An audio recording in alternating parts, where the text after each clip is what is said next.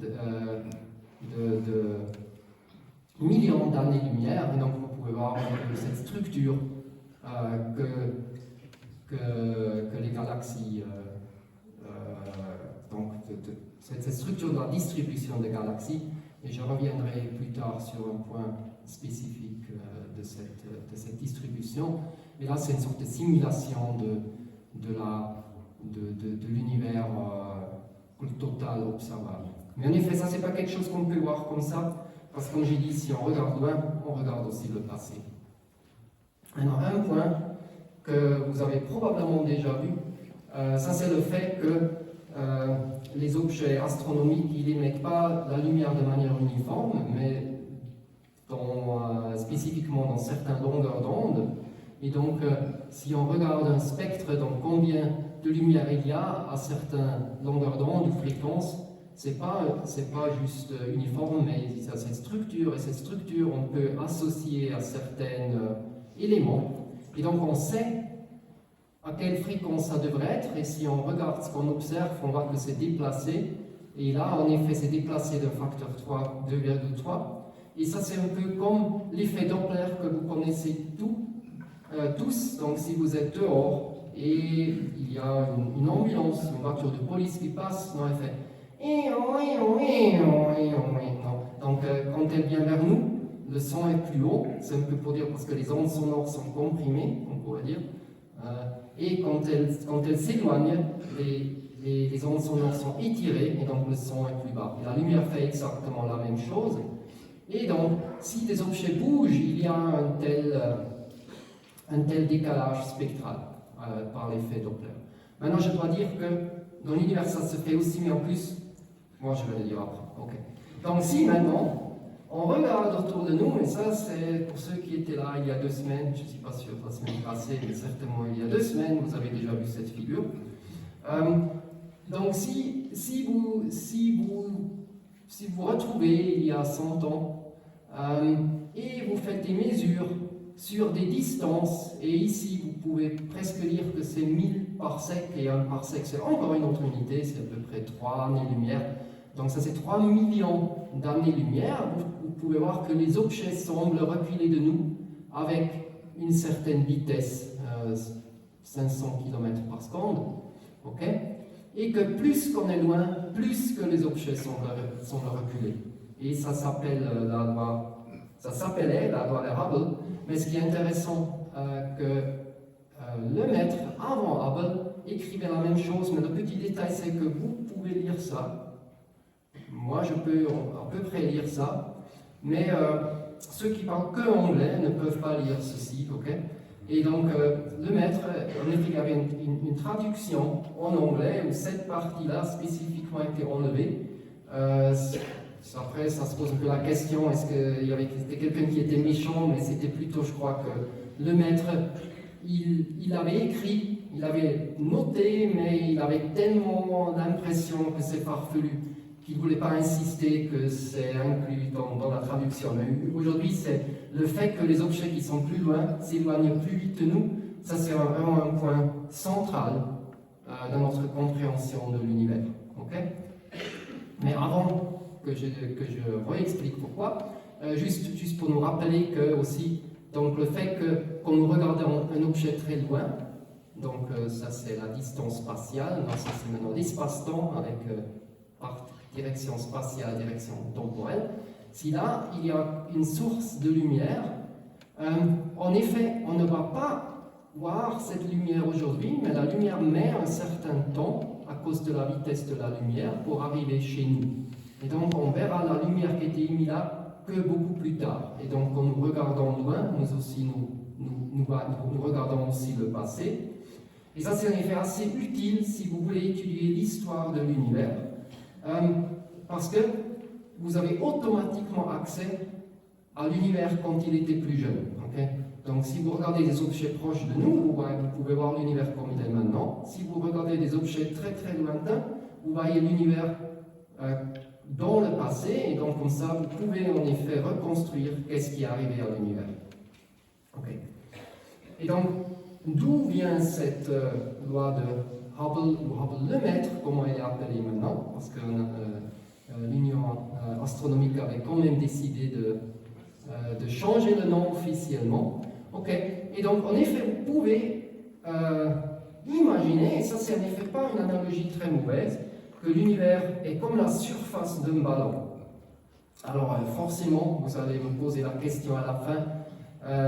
Alors, où est le centre de l'univers? Okay. Ici, en effet, il y a un centre, non, le centre de ce ballon, mais qui n'est pas sur la surface du ballon. Et mathématiquement, ici, pour décrire le ballon, je le mets dans ça c'est une surface 2D que je mets dans un espace en 3D, mais mathématiquement, je n'ai pas besoin de le faire. Okay. Donc, mathématiquement, je peux décrire juste la surface du ballon sans devoir décrire un sorte d'espace tout autour. Donc, pour nous, il n'y a que la surface. Et donc, sur la surface, il n'y a pas de centre de l'univers. Okay. Donc, pour nous, l'univers, il n'a a priori pas de centre. Okay. Alors, maintenant, pour décrire donc cette expansion de l'univers, en effet, parce que ce qu'on voit, c'est que tous les objets s'éloignent de nous. Alors, est-ce que ça ne veut pas dire que nous sommes au centre de l'univers? Okay. Mais vous pouvez en effet à la maison, vous pouvez refaire cette expérience. Vous prenez un ballon, vous mettez quelques galaxies dessus. Ok, voilà. Et après, vous soufflez dans le ballon. En effet, peut-être d'abord vous mesurez les distances et après vous soufflez dans le ballon. Mais en effet, là c'est assez réversible. Vous pouvez Et vous pouvez facilement vous convaincre que quand le ballon devient plus grand, tous les galaxies vont s'éloigner les uns des autres. Et donc, en effet, vous allez exactement retrouver la loi de Hubble-Lemaître en ce qui concerne les galaxies sur le ballon. Voilà. C'est une expérience très sophistiquée que vous pouvez vérifier. Et en effet, ça c'est vraiment... Oui, alors... Elle va, donc justement, et ça c'est vraiment notre idée, comment décrire ce phénomène. Okay. Et dans ce cas-là, si on est proche, il y a vraiment une vitesse qu'on peut, parce que ici, les galaxies sont figées sur le ballon, okay, ils ne bougent pas par rapport à la surface du ballon, c'est seulement le ballon qui devient plus grand. Et donc, dans ce cas-là, ce serait le petit x qui reste fixe. Et si vous calculez la vitesse, donc le changement de la distance qui dépend du rayon du ballon par rapport au temps, et c'est que le rayon qui change, vous trouvez en effet que la vitesse va dépendre du changement du rayon, mais d'une manière qui est vraiment très analogue aux équations que nous utilisons. Okay. Et donc, en effet, ce fait que l'espace est en train de grandir pour l'univers en expansion, ça va en plus aussi étirer la lumière, et donc ça c'est aussi une source pour ce décalage, pour moi, pas seulement la vitesse, parce que c'est pas une vraie vitesse, c'est une vitesse apparente. Et donc les données qu'on avait vues, c'était pas très bon, et ça c'est en effet aussi une figure que vous avez vue déjà.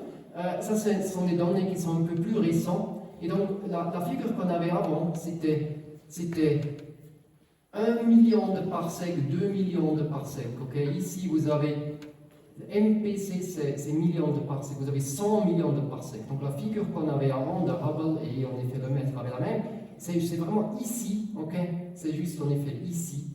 Et donc si vous allez plus loin, vous pouvez voir que ça continue. En effet, donc les objets à des distances des centaines d'années-lumière, donc vous rappelez, un parsec c'est 3 années-lumière, donc à des centaines de millions d'années-lumière, ces objets ils s'éloignent de nous, il semble, avec des 10 000 km par seconde, donc des vitesses très grandes. Mais c'est vraiment une vitesse apparente. Localement, il n'y a rien qui bouge.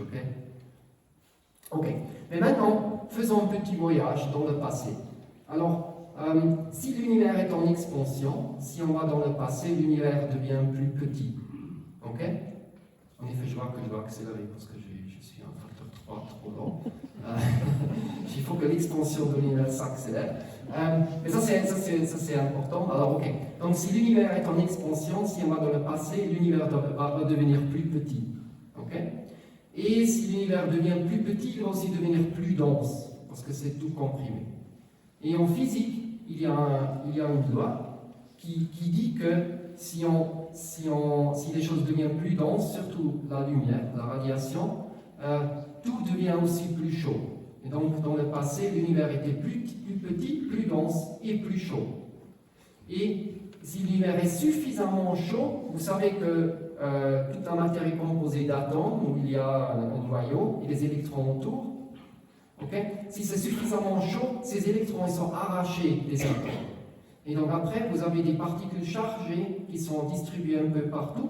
Et des particules chargées, ils sont très bien pour diffuser la lumière. Donc, à un moment donné, l'univers était comme rempli d'un brouillard. On ne pouvait pas, c'était impossible de voir à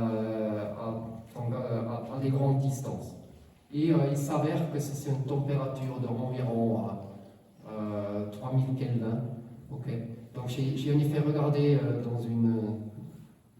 dans un catalogue d'ampoules, 3000 Kelvin, c'est une lumière confortable, mais je dois dire, alors là, c'est pas très confortable, parce que c'est la température environ de 3000 Kelvin. Kelvin, c'est moins de 173 degrés Celsius. Donc, c'est pas une température très agréable, mais la lumière correspond exactement à la lumière visible, okay. Un peu par coïncidence. Et donc l'univers était rempli de ce brouillard. Et maintenant, on va dans le futur. Donc maintenant, quand on va vers le futur, l'univers est en expansion, l'univers se refroidit. À un moment donné, les électrons et protons peuvent former des atomes neutres. Tout d'un coup, il n'y a plus rien qui diffuse la lumière. Et donc la lumière va simplement se propager à travers l'univers. Et à un moment donné, donc ça c'est à l'âge de l'univers de 380 000 ans, donc c'est assez jeune pour un univers. Et après 13,8 milliards d'années, cette lumière va arriver chez nous. Okay? Et donc, si on peut voir suffisamment lointain, on va voir cette lumière. Et on ne peut pas voir des choses plus loin. Okay? Et donc, en effet, cette radiation, le fond diffus, ça c'est vraiment l'objet le plus ancien que nous pouvons voir, parce que nous pouvons simplement pas voir quelque chose plus loin. Et c'est cette radiation qui a été découverte en 1965, en effet par Penzias-Wilhelm, qui avait construit une grande antenne et qui voulait la tester, et qui avait toujours ce bruit dans leur antenne. Okay? Et ils ne pouvaient pas vraiment comprendre pourquoi. Et donc, ils ont appris finalement qu'il y avait des chercheurs à Princeton qui pouvaient l'expliquer. Et donc, les chercheurs de Princeton, ils ont décidé d'écrire deux articles. L'article de eux qui décrit la découverte et l'article de ces chercheurs qui expliquent la découverte. Et ceux qui ont reçu le prix Nobel, c'était en effet Penzias-Wilhelm et pas les chercheurs de Princeton. Et j'ai une fois demandé à Tim Peebles, donc Wilkinson aurait dit qu'ils sont morts, mais Peebles il est encore vivant. J'ai lui une fois posé la question s'il était dessus, il avait dit non, pas vraiment parce que c'était tellement excitant, non, c'est un peu comme Indiana Jones qui découvre cet artefact, cet ancien objet, et parce qu'eux ils ont justement découvert l'objet le plus ancien qu'on peut observer. Et finalement, en effet, Peebles a quand même encore reçu un prix Nobel en 2019, je suis sûr qu'il n'est pas triste du tout maintenant. Et donc ça c'est en effet, moi je trouve ça vraiment incroyable qu'on peut mesurer cette radiation. Et donc c'est en effet assez difficile de mesurer. Et donc ça a mis depuis 1965 jusqu'à l'année 1990. Jusqu'à ce qu'on a pu mesurer ça de manière convaincante avec un satellite, le satellite Kobe. Et là, ça c'est une carte de cette radiation, et vous pouvez voir cette radiation elle est très très uniforme. Et ça c'est une des raisons pourquoi on pense que l'univers, sur très grande échelle, est très uniforme. Okay, parce que là, vous pouvez voir aucune variation. Et donc en effet, vous devez agrandir l'échelle par un facteur 1000 pour voir une asymétrie chaud-froid, et nous pensons que c'est parce que nous bougeons par rapport à cette lumière, ok? Et vous devez encore agrandir par un autre facteur 100, donc ce facteur 100 000 pour voir ça. D'un côté, ça c'est l'émission de notre galaxie, et d'autre côté, il y a quelque chose ici. Okay. Je devrais en effet, j'ai oublié de dire que l'univers a grandi d'un facteur 1000 depuis cette époque. Okay. Donc cette radiation elle était à 3000 Kelvin, et parce que l'univers a grandi d'un facteur 1000, et donc ça a étiré la longueur d'onde de la lumière d'un facteur 1000, la température elle est devenue plus petite aussi d'un facteur 1000, et donc elle est à 3 Kelvin maintenant. Alors 3000 Kelvin, ça correspond à la lumière visible. 3 Kelvin, ça correspond à peu près une radiation de micro-ondes. En effet, justement, à peu près comme votre four à micro-ondes. C'est à peu près la même longueur d'onde. Ok. Donc pour observer ceci, vous ne pouvez pas utiliser un télescope qui observe la lumière visible, vous avez besoin d'un télescope à micro-ondes. Okay? Donc il y avait une série de 3 télescopes Kobe, WMAP, et finalement le plus récent c'est le satellite Planck. Et c'est vraiment un satellite, c'est vraiment un télescope spatial, vous pouvez voir le miroir, sauf que vous n'avez pas des détecteurs de lumière comme dans votre téléphone, mais pour micro-ondes, et bon, ça c'est vraiment ancienne technologie,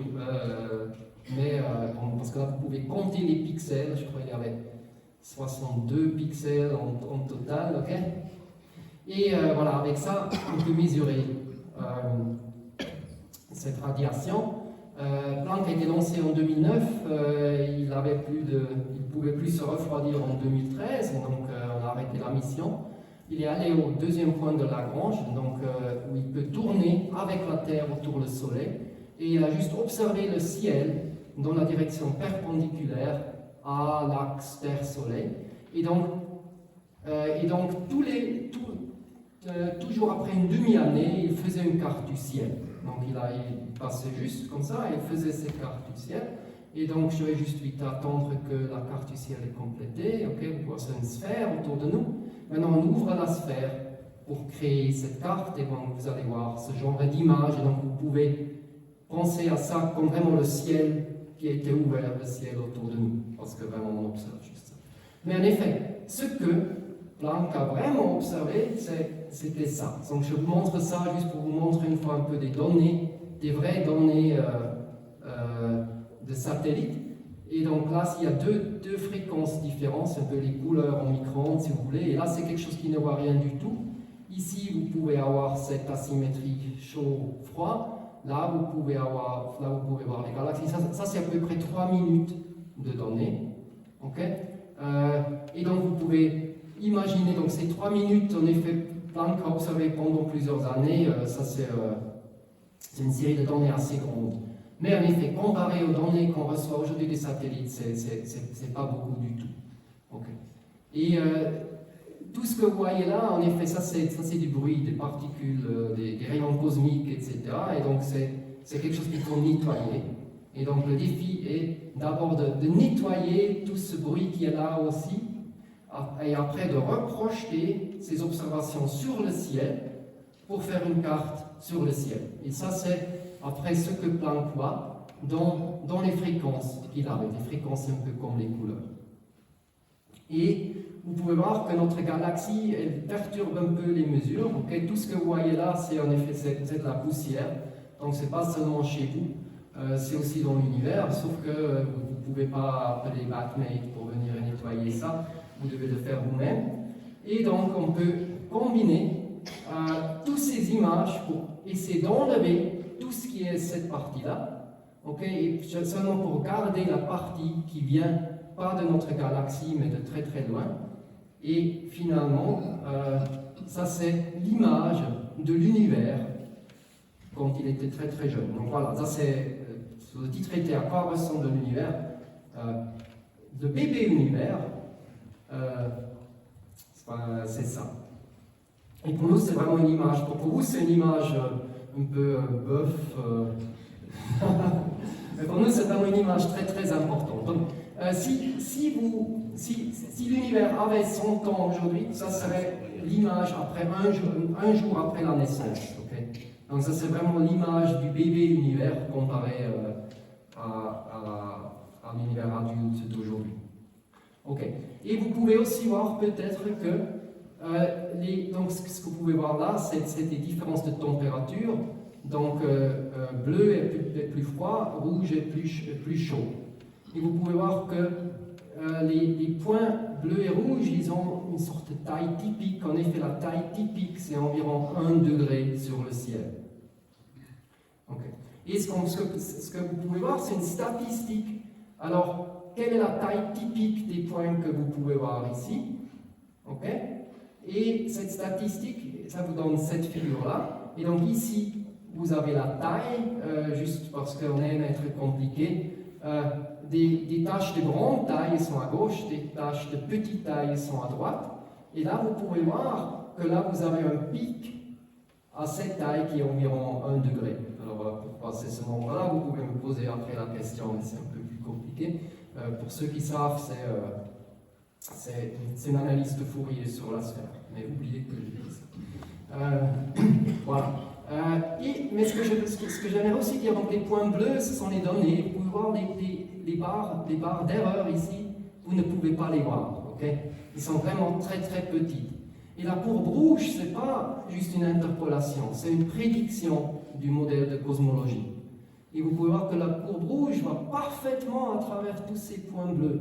Et là, vous pouvez voir la différence entre la courbe rouge et les points bleus. Et c'est vraiment, donc là on pense qu'on comprend quand même quelque chose de ce qui se passe dans l'univers. Et donc, qu'est-ce qu'on voit? En effet, ce qu'on voit, c'est donc ce qui se passe dans l'univers. Donc, dans l'univers avant ce moment, quand il est devenu transparent, vous aviez cette radiation et ces électrons, ces particules, qui étaient fortement couplés. Donc, c'était comme un fluide. Et quelque chose, ça c'est pour une autre fois, a créé des fluctuations de densité dans l'univers. Et ces fluctuations, ils ont subi un collapse gravitationnel, mais parce qu'il y avait ce fluide de radiation et particules, ça a une autre pression, et donc ça a résisté, et donc vous avez des oscillations. Et en effet, c'est exactement des ondes sonores dans l'univers primordial. Et donc, selon la taille de l'univers, vous avez une fréquence typique. Là, j'ai piqué une flûte à mon fils, et là, c'est une autre expérience de physique. Alors là, je peux ajuster la taille de la flûte. Okay, vous pouvez entendre que le son change quand je change la longueur de la flûte. C'est parce que la longueur de la flûte me donne la taille de la vibration fondamentale que je peux mettre dans cette flûte. Okay? Et donc, ici, ça c'est exactement cette taille-là. Donc ici, vous pouvez voir la vibration fondamentale de ces ondes sonores dans l'univers à ce moment-là. Et ça, c'est quelque chose qui dépend de la taille. Et donc, en effet, ça nous donne la taille de l'univers à cette époque, mais en effet, sous l'angle que nous pouvons l'observer. Et ça, nous pouvons par exemple l'utiliser pour déterminer la géométrie globale de l'univers, parce que vous vous rappelez peut-être que l'angle sous lequel vous pouvez voir quelque chose dépend si vous êtes dans un espace plat. Dans un espace plat, l'espace euclidien, la somme de tous les angles, c'est 180 degrés. Mais si vous êtes sur une sphère, la somme des angles est en effet plus grande. Et si vous êtes sur une surface de courbure négative, la somme des angles est en effet plus petite. Et donc, en utilisant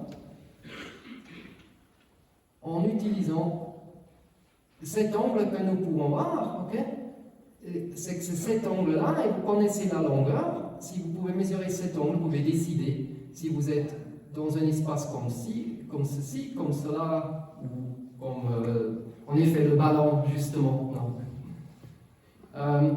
Mais vous pouvez faire autre chose aussi. Parce que pendant pendant ces oscillations, il n'y a pas seulement la lumière, mais il y a aussi les particules. Et les particules, ils ont une attraction gravitationnelle. Okay? Et donc ça veut dire que si vous avez une compression de cette onde sonore, la gravitation des particules s'ajoute à la compression.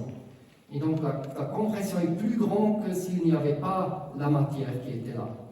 Tandis que si vous avez une expansion dans cette onde sonore, la gravitation des particules essaie de résister et cette expansion elle est moins forte que ce qui sont les particules. Et donc en effet, ici, ça c'est un pic de compression, c'est justement la taille la plus grande qui avait le temps de s'effondrer.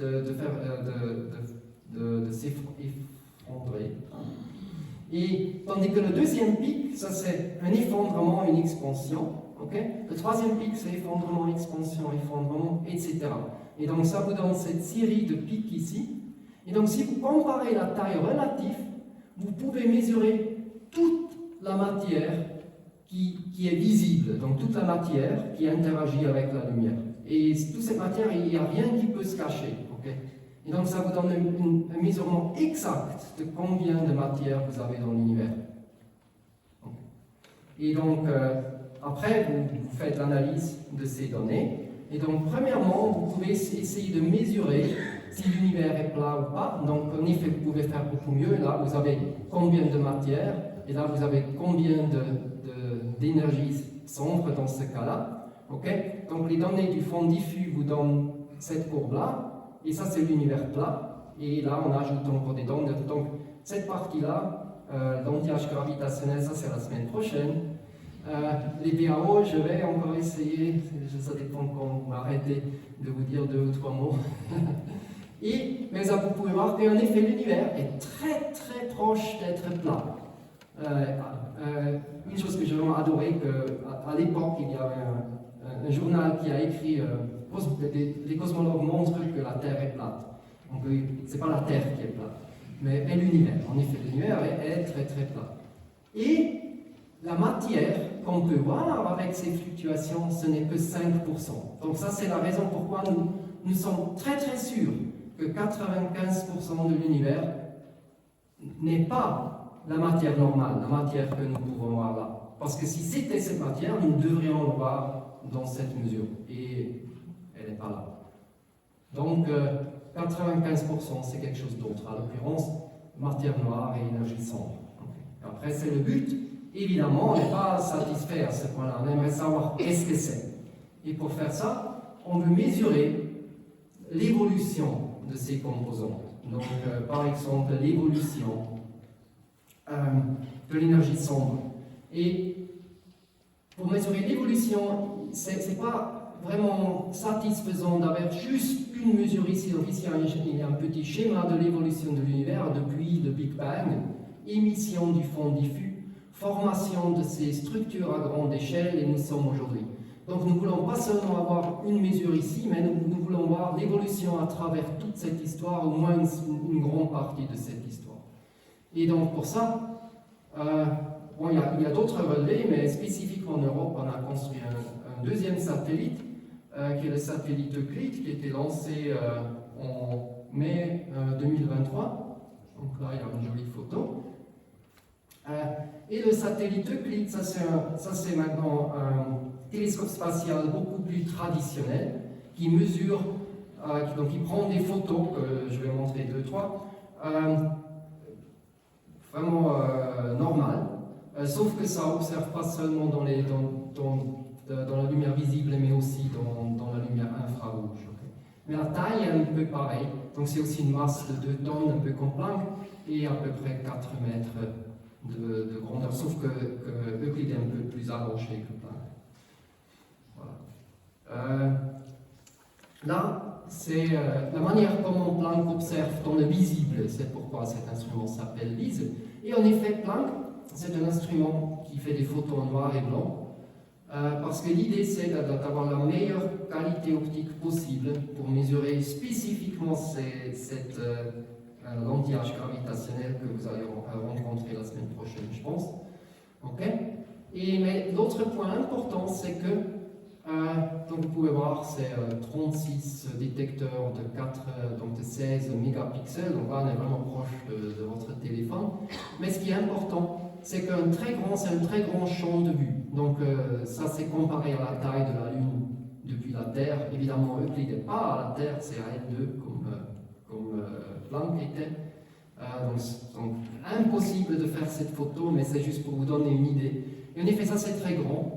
Parce qu'un autre télescope spatial célèbre, c'est le Hubble Space Telescope. Mais Hubble Space Telescope fait des photos de cette taille, tandis que Euclide, avec une photo, couvre cette aire-là. Et donc, en effet, Hubble est très très bien pour faire des images précises, des objets spécifiques, mais prendrait une centaine d'années environ pour faire le relevé qu'on veut faire avec Euclide. Donc ça c'est la différence. L'autre instrument, c'est dans l'infrarouge proche. Là en effet on a 3 couleurs, donc si après on a des couleurs, ils viennent de l'infrarouge. Et on peut aussi mesurer des spectres, mais je ne veux pas, vu le temps, je ne veux pas aller trop dans le détail.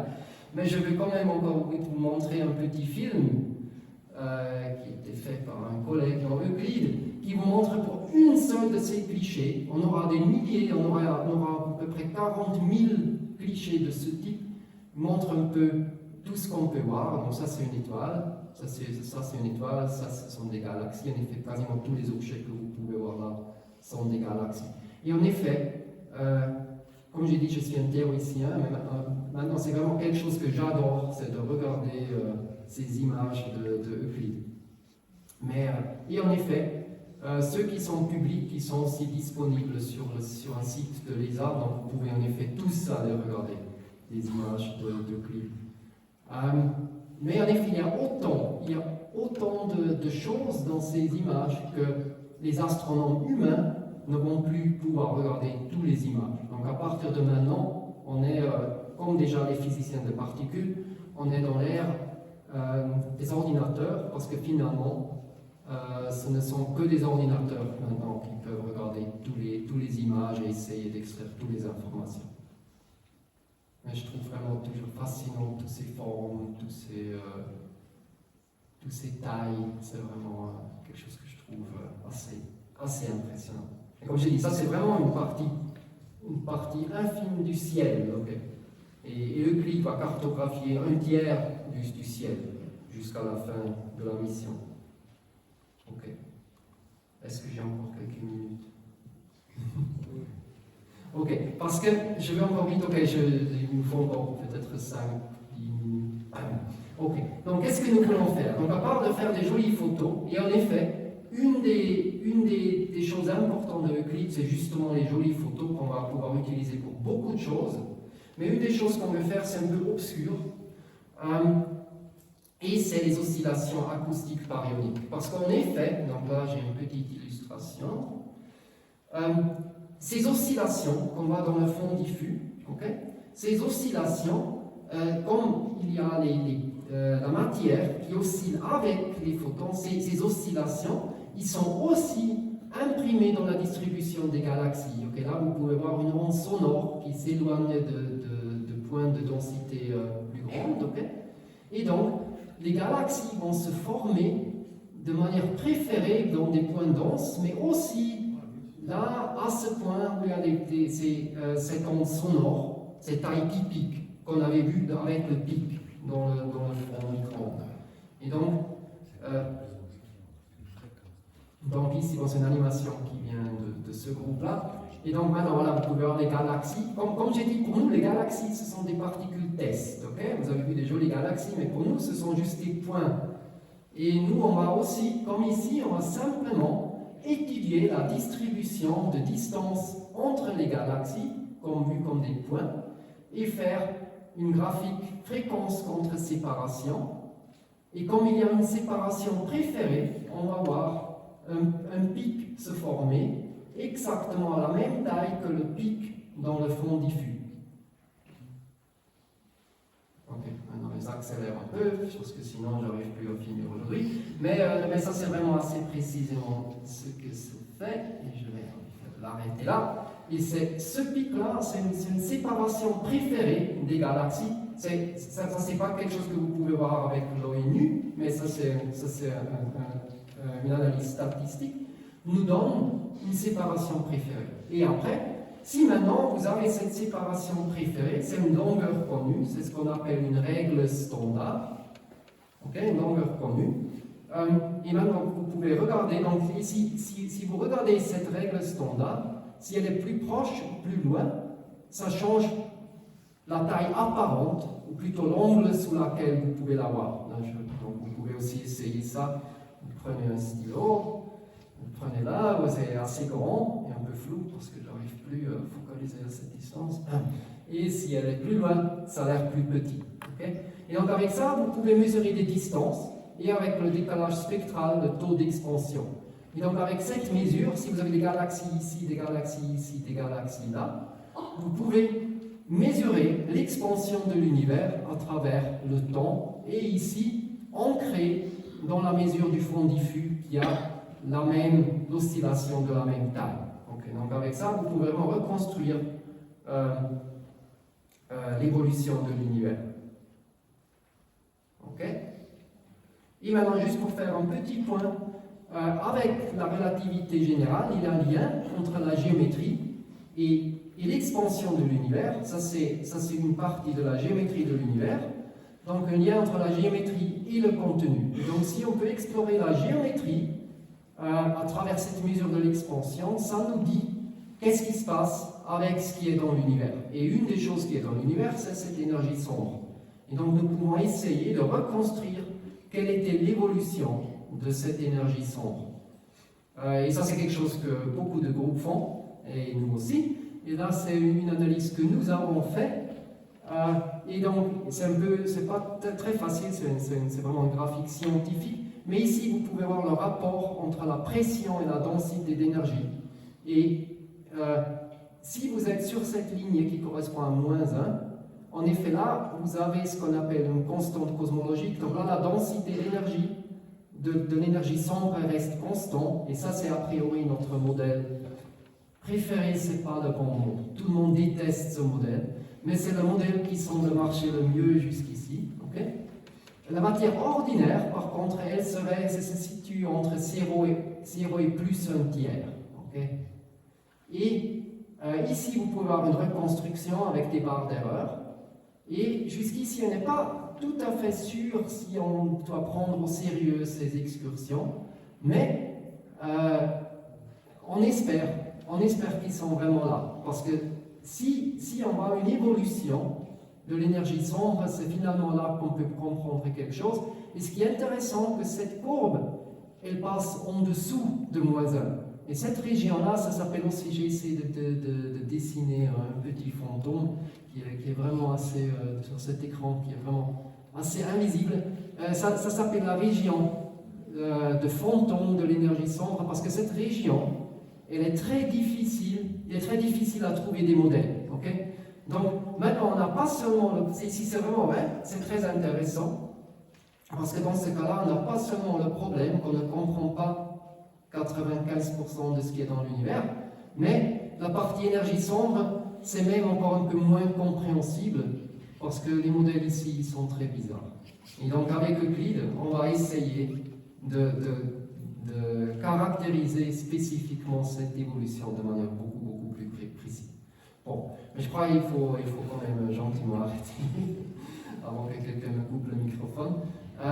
Voilà. Alors je crois un point, c'est un peu le sujet principal de cette série de présentations, c'est que dans notre univers, il y a 95% de choses qui ne sont pas la même chose qu'en Terre, qu'on n'a jamais vu ici. Et j'ai essayé aujourd'hui de vous convaincre que ça c'est vraiment une conclusion assez certaine. Et qu'après on essaie de comprendre qu'est-ce qui se passe donc avec les différentes présentations, qu'est-ce qui se passe avec ces composantes. Donc qu'est-ce qui est la nature de la matière noire, qu'est-ce qui est la nature de l'énergie sombre. Et donc en mesurant l'évolution, a priori, nous espérons que ça nous donne une certaine idée spécifiquement là. Qu'est-ce qui est la nature physique de cette énergie sombre qui est vraiment complètement pas compris actuellement. Okay. Mais avec ça, je vais m'arrêter ici et merci.